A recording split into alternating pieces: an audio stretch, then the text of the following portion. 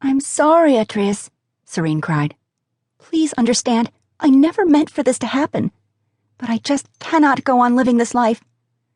I'm not prepared to raise a child, and definitely not on my own." Atreus looked at his wife in disbelief, and then at their son, Dios, who was sleeping soundly in his crib. If only he knew what his mother was saying. Deep down, Atreus knew that their separation would be for the best, for himself, for Serene, and for Dios. Even so, Atreus didn't want Serene to leave, though not because he loved her. In truth, they hadn't loved each other in a long, long time.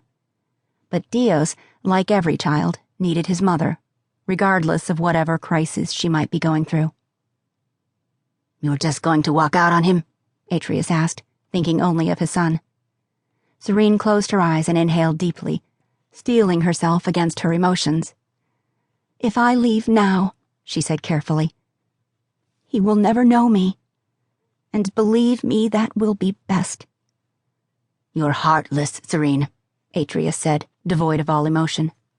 Appalled and numb, he wondered how a woman could foster life inside her womb and then just abandon that child. It made him sick, and he resolved to stand his ground. "Serene, you cannot leave this house. You have duties as a mother, as a wife." "Oh, don't, just don't.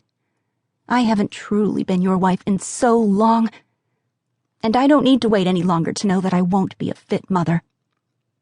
Dissolving into angered tears, Serene spun on her heels and slammed the door as she left. Dios stirred in his crib, letting out a piercing yell. Atreus rushed to calm him, but the boy sobbed while tears poured down his chubby cheeks. Atreus opened the mini-fridge and took out a bottle of formula, popping it into the bottle warmer, with Dios propped on his hip. The child looked at his father and was struck by a sudden calmness, as if he understood that it was just the two of them from now on. Noticing the bottle, he gurgled and smiled, showing his solitary tooth. Atreus smiled as he fed his son, who was soon happily playing with his bevy of toys. Atreus could feel the stress etched into every muscle of his back when a car pulled up in the drive. Relief washed over him as the figure of his mother stepped from the vehicle, carrying with her a suitcase. Andrea Costas came and went from the villa as she pleased, and there was never a moment where Atreus needed her brusque wisdom more than now.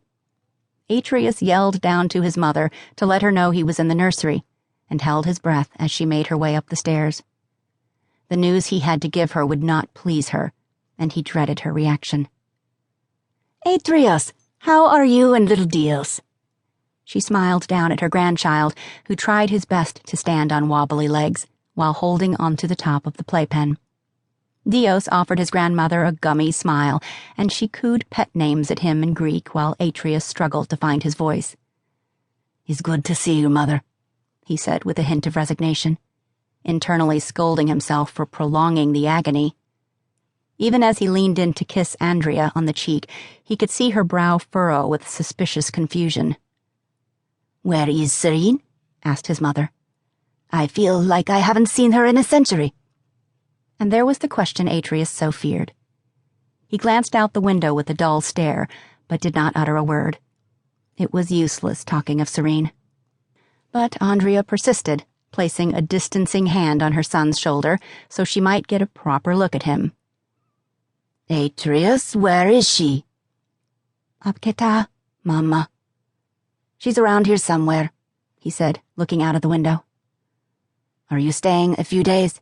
he asked, desperately hoping to change the subject.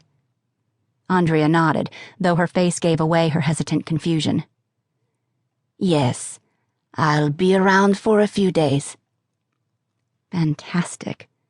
So much for avoiding the topic of Serene. At dinner, Andrea watched her daughter-in-law carefully, and with no attempt to hide her blatant observations, Serene sat stiffly at the table and moved her food absent-mindedly around her plate, with the fork she held in her diffident hand, barely glancing up to acknowledge her family. Finally, Andrea, not one to beat around the bush, had enough of the stunted silence. "Serene, I hear from Atreus that you intend to leave him and Dios. Is this true?" To keep listening to this audiobook, I've left you a link in the description so you can do it, at no cost thanks to Audible's 30-day free trial.